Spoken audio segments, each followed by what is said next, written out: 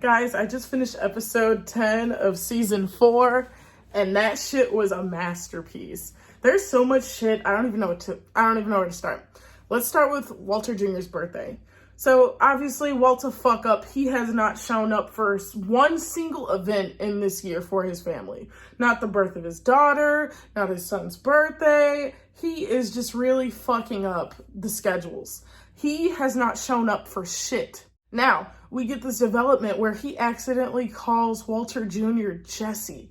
So I would like to think that those tears that he was crying were for Jesse when he was talking to Walter Jr., which kind of, in some way, shows that Walt has this father type of view of his relationship with Jesse.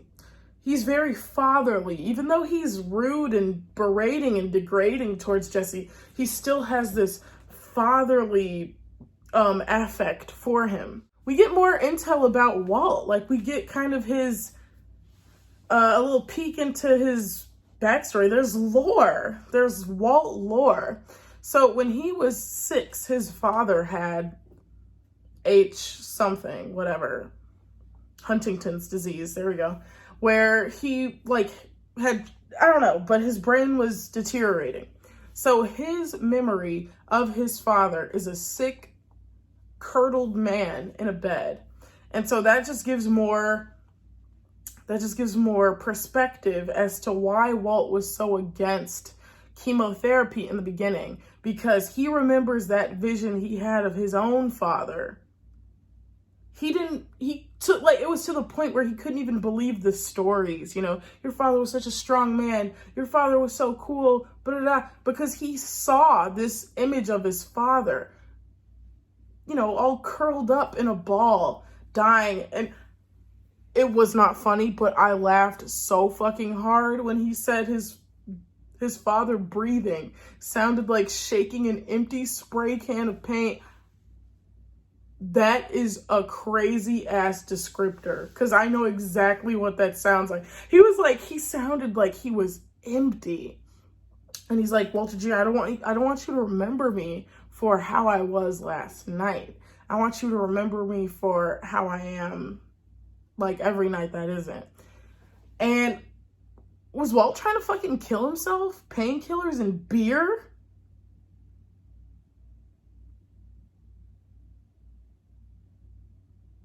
I think Walt was trying to kill himself over Jesse. That's crazy. That's sad, actually. So we get this rare, sweet moment between father and son where, Walter Jr. literally spent the night. He spent his birthday with his dad, just taking care of him, making sure he's good, probably washing his face a little bit and stuff. He just spent the night with his father. And Walter Jr.'s like, I would rather remember you this way than the fucking charades you were playing with us a couple months ago. At least you're real, right? And it's not even like he's real, because when he was crying, he was like, I was out gambling. Don't tell your mom. This will destroy her, right? But no, he wasn't out gambling.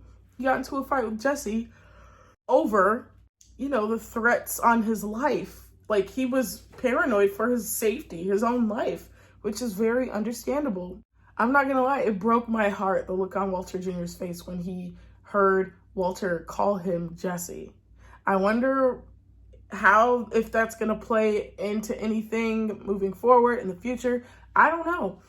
Maybe Walter Jr. will hold that. It doesn't seem like he's gonna hold that against him, but maybe it will come up again.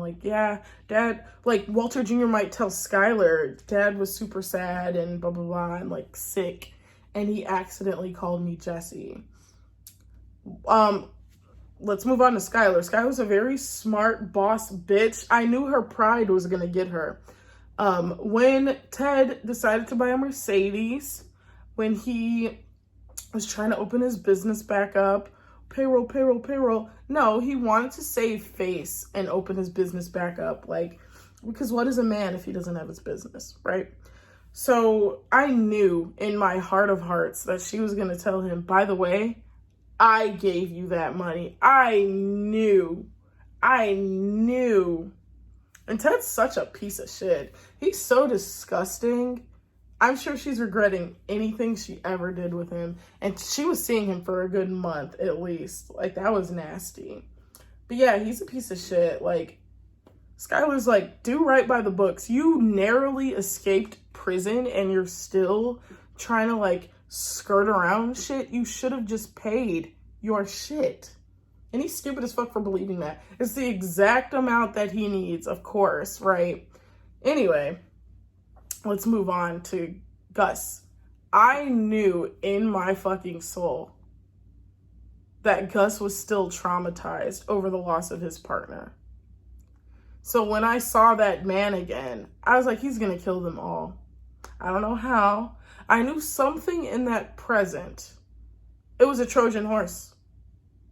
I knew something in that gift would be a fucking Trojan horse.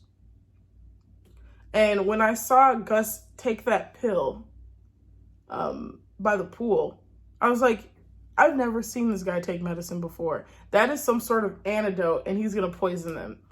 What do you know? It's a bottle of the finest liquor in the world. They wait for him to take the first sip. Oh, but he's had the pill. They all take it, and they all die. Like fucking flies. Crazy. I like the little speech at the end. Gus is like, fill your pockets and get the fuck out of here. El Diablo is dead. Come fight me or get out of here. So the hookers or whatever, they take his money and they get the fuck out of there. And Mike ends up getting shot. I can't lie, it almost broke my heart a little bit when Mike told Jesse, when Jesse found out that he belonged to the cartel now, that he had to stay there now, I was like, Jesus Christ. They sold my boy to the cartel. And Jesse's like, Mike, what's going on? I have to stay here forever? And Mike's like, let me tell you this, kid. Either we're all leaving or none of us are. I knew it was a death trap. Trojan horse. Perfect. Anyways, I think I do have it in me to watch one more episode. And then